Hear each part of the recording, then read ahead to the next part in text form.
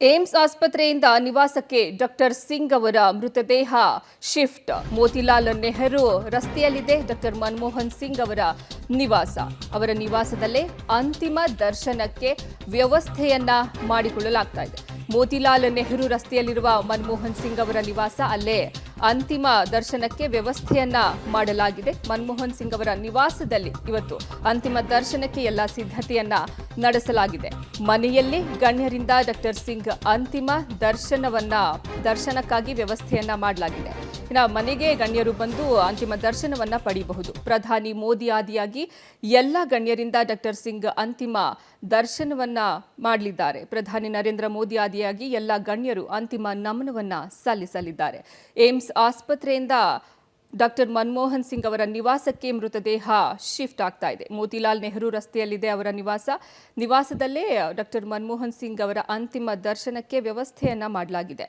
ಮನೆಯಲ್ಲಿ ಗಣ್ಯರಿಂದ ಡಾಕ್ಟರ್ ಸಿಂಗ್ಗೆ ಅಂತಿಮ ನಮನವನ್ನ ಸಲ್ಲಿಸಲಿದ್ದಾರೆ.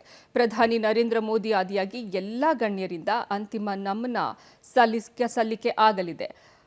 ಡಾಕ್ಟರ್ ಮನಮೋಹನ್ ಸಿಂಗ್ ಅವರು ಆಸ್ಪತ್ರೆಗೆ ದಾಖಲಾದರು. ನಂತರ ತೀವ್ರ ಉಸಿರಾಟದಿಂದ ಅವರು ಬಳಲ್ತಾ ಇದ್ರು. ಹೀಗಾಗಿ ಅವರನ್ನು ತೀವ್ರ ನಿಗಾ ಘಟಕದಲ್ಲಿ ಇರಿಸಿ ಚಿಕಿತ್ಸೆಯನ್ನು ನೀಡಲಾಗ್ತಾ ಇತ್ತು.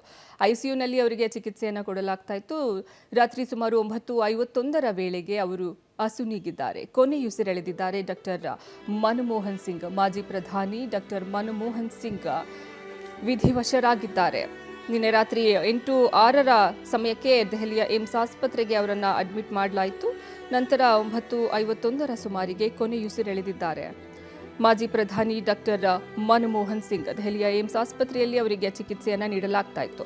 ಪಶ್ಚಿಮ ಪಂಜಾಬ್ನ ಗಹನ್ನಲ್ಲಿ ಅವರು ಜನನ ಆಗತ್ತೆ. ಈಗಿನ ಪಾಕಿಸ್ತಾನ ಅದು. ನಂತರ 1932 ಸೆಪ್ಟೆಂಬರ್ 26ನೇ ತಾರೀಕು ಇವರು ಹುಟ್ಟಿದ್ದು. ದೇಶ ವಿಭಜನೆ ಬಳಿಕ ಇವರು ಭಾರತಕ್ಕೆ ವಲಸೆ ಆಗ್ತಾರೆ. ಉರ್ದು ಭಾಷೆಯಲ್ಲಿ ತಮ್ಮ ಪ್ರಾಥಮಿಕ ಶಿಕ್ಷಣವನ್ನ ಪೂರೈಸ್ತಾರೆ. ಅಮೃತ್ಸರ್, ಹೋಶಿಯಾರ್ಪುರದಲ್ಲಿ ತಮ್ಮ ಕಾಲೇಜು ಶಿಕ್ಷಣವನ್ನ ಮುಂದುವರಿಸ್ತಾರೆ.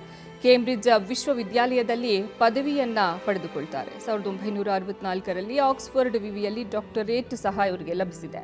1966ರಿಂದ 69 ನಡುವೆ ವಿಶ್ವಸಂಸ್ಥೆಯಲ್ಲೂ ಕೆಲಸ ಮಾಡಿದಂತಹ ಹೆಗ್ಗಳಿಕೆ ಇವರ ಪಾಲು. ವಾಣಿಜ್ಯ ಕೈಗಾರಿಕೆ ಇಲಾಖೆಯ ಸಲಹೆಗಾರರಾಗಿ ಸೇವೆಯನ್ನ ಸಲ್ಲಿಸಿದ್ದಾರೆ.